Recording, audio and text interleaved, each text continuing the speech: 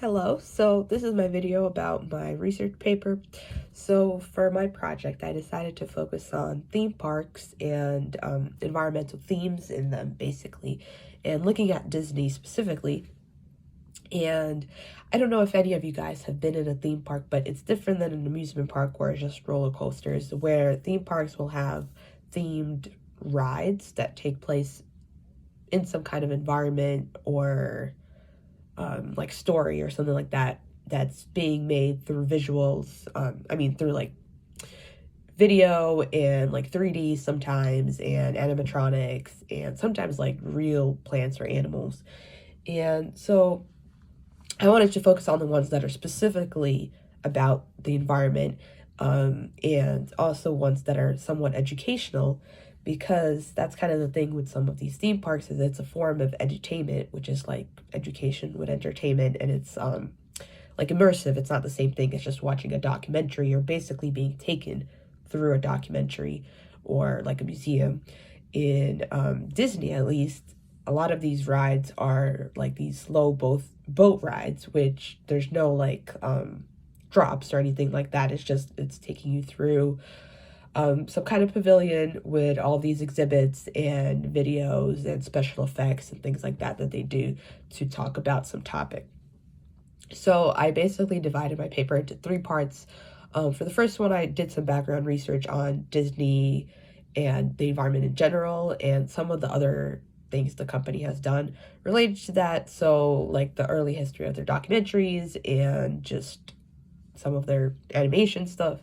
And also like Disney won a lot of awards by conservation groups and paired up with them to do like PSAs and things like that. So I explored that, and then I looked into the history of theme parks, which technically Disney also kind of created, but the history of, or the tradition, I guess, of like recreational spaces that are educational somewhat and also like around some kind of theme actually goes before like Disney, into things like world fairs and